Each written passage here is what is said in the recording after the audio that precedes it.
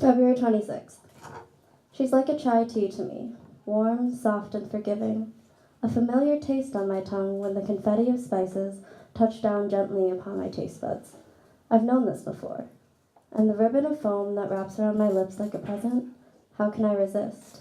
I love chai tea, but it is an indulgence, a delicacy. It is wrong.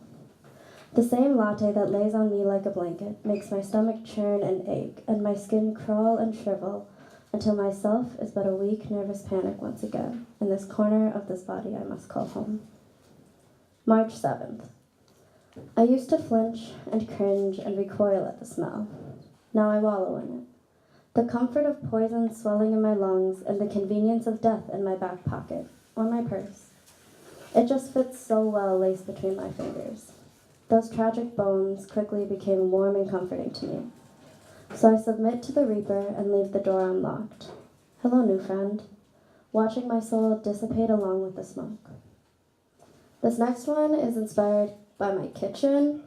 And so we have this really big island, and I remember when we were touring the house, listening to my parents and the faux blonded realtor talk about how heavy the countertop must have been, and how you should never break it because you can never put it back together. March 12th. Pesado you are, how you allow your life to weigh on me like granite. The freckles on your soft, tanned cheek mimic the indigenous intrusive rock. Heavy and disrespectful, loud in your silence but undeniably beautiful. I was not aware, nor did I make plans to be your pallbearer, to carry away your vacant corpse whose soul left so long ago, and I never got a change of address. So I bear the decrepit in my arms, wandering, stuttering, pandering to find its owner, to find you again. March 21st. I heard this once. Rumored was this feeling falling? Falling in love is what they called it.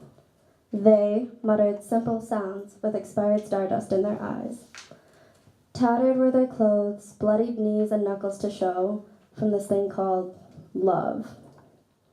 Eager not to fall, but plunge headfirst into this abyss, into this sapphire suggestion, I set off searching for a mirage. Also March 21st. When did you stop writing poems?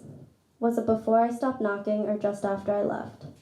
I can't remember. These days come and go in a blurred 70 miles per hour down the highway haze. Those words used to flood from your lips every time they parted. Was it when your paper wings turned black from the ashes you bathed in, laid in, insisted you stay in, despite my relentless ringing? You never did answer. I still call every morning, spelled with a U. April 9th. Today I stood on a ledge. My toes weighed off the edge. Below me waved the sea of my mistakes, drowning the cremains of the bridges I've burned. A personality like napalm. I walked through the rail without thought.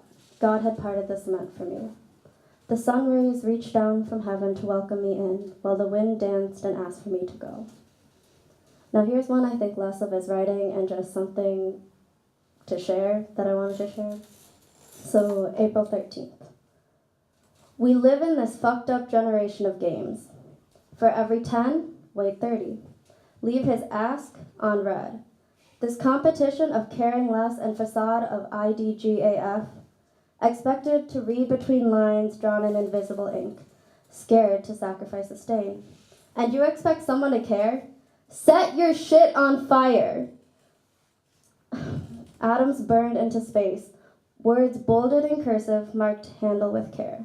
These words are yours. Thanks.